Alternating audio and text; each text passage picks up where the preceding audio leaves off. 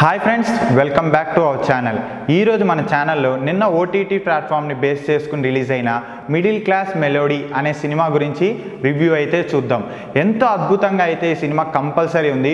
ముఖ్యంగా సినిమాని మొదట్లోనే ఒక్క మాటతో చెప్పాలంటే బాగుంది. అంత అద్భుతంగా లేకపోయినా సరే కంపల్సరీ బాగుంది. ఎందుకంటే కొన్ని సినిమాలకి హృదయస్థానం వచ్చేసరికి కథ, కానీ మరికొన్ని సినిమాలకి హృదయస్థానం వచ్చేసరికి డైలాగ్స్ అండ్ పాత్రలు. అది ఈ సినిమా వచ్చేసరికి ఆ రెండో తరహా అనమాట. ఎందుకంటే ఈ సినిమా మిడిల్ క్లాస్కి సంబంధించింది కాబట్టి ఖచ్చితంగా హృదయస్థానం పాత్రలకి డైలాగులకి అయితే 100% ఎక్కువగా ఉంటుంది. అలాగే ఈ సినిమాలో పాత్రలకి అద్భుతమైన డైలాగులు రచించిన జనార్దన్ గారి గురించి మనం కంపల్సరీ మొట్టమొదటే మాట్లాడుకోవాలి. ఎందుకంటే మిడిల్ క్లాస్ ఫ్యామిలీ తరహాలో వచ్చే సినిమాలు ఏ వేటికైనా డైలాగ్స్ కొంచెం అటు ఇటు అయినా సరే కొంచెం మిస్ఫైర్ అయ్యే అవకాశాలు అయితే చాలా ఉంటాయి. సో అందుకని ఎంతో జాగ్రత్తగా ఎంతో అందరినీ దృష్టిలో పెట్టుకుని రాయాల్సిన పాత్రలు వాటి డైలాగులు అయితే ఈ సినిమాలో ఉంటాయి. కానీ దాన్ని కూడా చాలా తేలిగ్గా మామూలుగా రాయడం కాకుండా ఎంతో అద్భుతంగా ప్రతి ఒక్క మిడిల్ క్లాస్ ఫ్యామిలీస్కి కంపల్సరీ హృదయానికి హత్తుకునే డైలాగులు అయితే రాశారు. 1-2 మాటలు కొంచెం అటు ఇటుగా ఉన్నా సరే కంపల్సరీ మిడిల్ క్లాస్ ఫ్యామిలీస్లో ఆ మాటలు ఉండేవే. ముఖ్యంగా ఓటీటీ ప్లాట్ఫామ్లో ఇది రిలీజ్ అవుతుంది కాబట్టి ఆ మాటల్ని కూడా చూపించి ఇంకా రియాలిటీని పెంచారేమో అని నాకు అనిపించింది. కానీ కొంతమందికి అయితే ఆ మాటలు కంపల్సరీ ఇబ్బందికరంగా అయితే మారతాయి. దాని తర్వాత జనార్దన్ గారి తర్వాత మెయిన్గా మాట్లాడుకోవాల్సింది క్యారెక్టర్స్, అందులో ఉన్న వాళ్ళ గురించి. ముఖ్యంగా మనం మొదటగా మాట్లాడుకోవాల్సింది హీరో ఆనంద్ అండ్ హీరోయిన్ వర్ష గురించి. ఎంతో అద్భుతంగా నటించారు వీళ్ళిద్దరూ. ఆనంద్కి ఇది రెండో సినిమా అయినా సరే చాలా అద్భుతంగా నటించారు. నిజం చెప్పాలంటే ఈ మిడిల్ క్లాస్ అన్న ఫ్యామిలీస్లో నిజంగా ఒక మన అన్నయ్య కానీ లేదా మన స్నేహితుడు కానీ మన బ్రదర్ కానీ మన తమ్ముడు కానీ మన బావ కానీ ఎవరైనా సరే నిజంగా అలానే ఉంటారేమో అన్నట్టుగా అయితే చేశాడు. తర్వాత హీరోయిన్ విషయానికి వర్ష వచ్చేసరికి కొన్ని సినిమాలో సైడ్ పాత్రలు పోషించిన ఈసారి మెయిన్ రోల్కి వచ్చేసరికి ఎంతో అద్భుతంగా నటించింది. నిజం చెప్పుకోవాలంటే కొంచెం తక్కువ సీన్సే ఉన్నా ఆ సీన్స్లో తన ఎక్స్ప్రెషన్స్తో కానీ తన డైలాగ్ డెలివరీతో కానీ ఎంతో అద్భుతంగా అయితే వర్ష నటించిందని చెప్పచ్చు. దాని తర్వాత ఇంకా మనం హీరోయిన్ల కంటే కొంచెం డామినేట్గా ఉన్న క్యారెక్టర్ హీరో నాన్నగారిది అనమాట.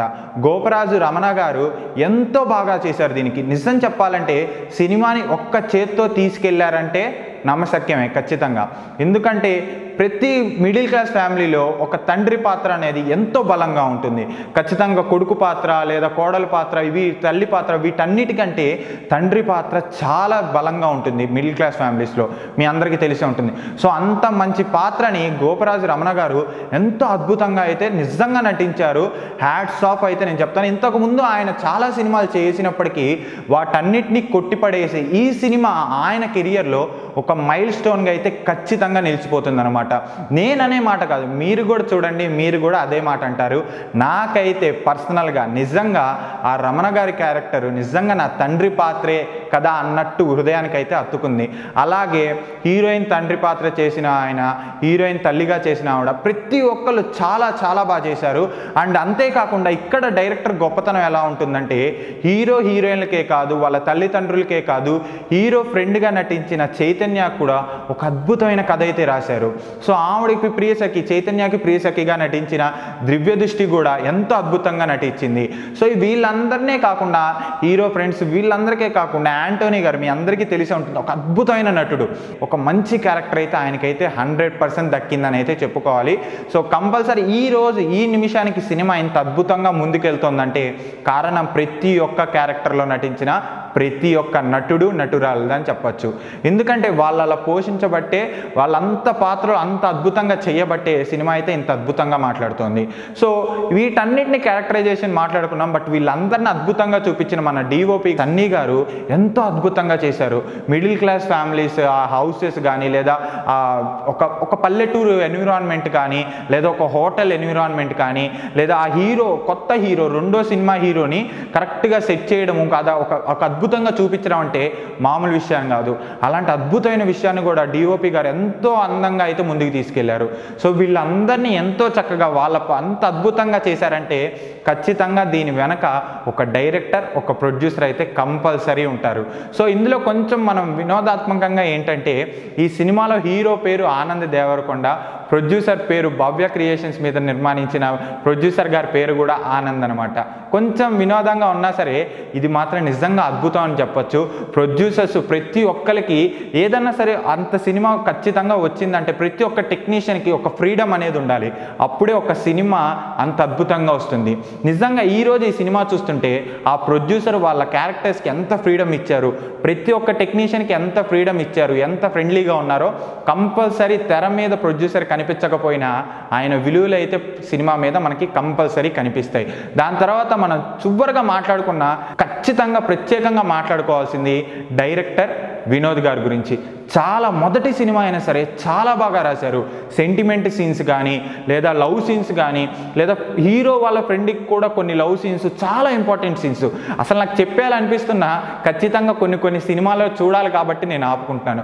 చాలా అద్భుతంగా ఉన్నాయి.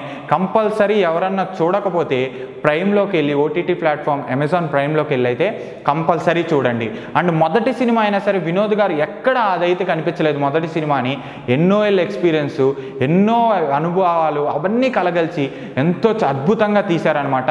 ఖచ్చితంగా సినిమా అయితే 100% బాగుంది. అండ్ నేను మీకు ఇచ్చే ప్రామిస్ ఏంటంటే సినిమా మొదటి నిమిషం నుంచి ఆఖరి నిమిషం వరకు, సినిమా వాళ్ళ భాషలో అయితే మొదటి ఫ్రేమ్ నుంచి ఆఖరి ఫ్రేమ్ వరకు మీ పెదాల పైన చిరునవ్వు అయితే నాది గ్యారంటీ. కొన్ని సెంటిమెంట్ సీన్స్ ఉన్నా సరే దాన్ని కూడా ఎంతో అద్భుతంగా చిత్రీకరించి కొంచెం ల్యాగ్స్ అసలు ఏమీ లేకుండా కొన్ని సినిమాల్లో ఏంటంటే కొంచెం ల్యాగ్స్ అన్న కనిపిస్తాయి. ఎంత అద్భుతమైన సినిమా అయినా సరే ఒక 2 నిమిషాలు 3 నిమిషాలు ల్యాగ్స్ అయితే కనిపిస్తాయి. బట్ ఈ సినిమా మాత్రం మొదటి సెకండ్ నుంచి చివరి సెకండ్ వరకు ఎంతో అద్భుతంగా అయితే తీశారు. కొన్ని మాటలు కానీ హీరోకి ఉన్నంత పాత్రలు కానీ సన్నివేశాలు కానీ హీరోయిన్కి లేకపోవడం కానీ కొన్ని సీన్లు కొంచెం ఇబ్బంది కలిగించినా అవేవి అయితే మీకైతే 100% గుర్తుండవు సినిమా చూశాక. సో గాయస్, ఓటీటీ ప్లాట్ఫామ్లో రిలీజ్ అయిన ఎన్నో సినిమాల్లో దీని ప్రత్యేకత అయితే దీందే. ఖచ్చితంగా ప్రతి ఒక్కళ్ళ మనసుకి హత్తుకునే సినిమా అవుతుందని నేనైతే హామీ ఇస్తున్నాను. ఎవరైనా చూడకపోతే కంపల్సరీ మరొకటండో చాలామందికి ఒక సందేహాలు అయితే వస్తున్నాయి ఈ మధ్య కాలం సినిమాలు చూస్తుంటే. ఫ్యామిలీతో చూసేదైనా, ఫ్యామిలీతో చూడొచ్చా, పైగా 2-3 పదాలు బాగాలేదన్నారు అని అయితే ఒక సందేహం రావచ్చు.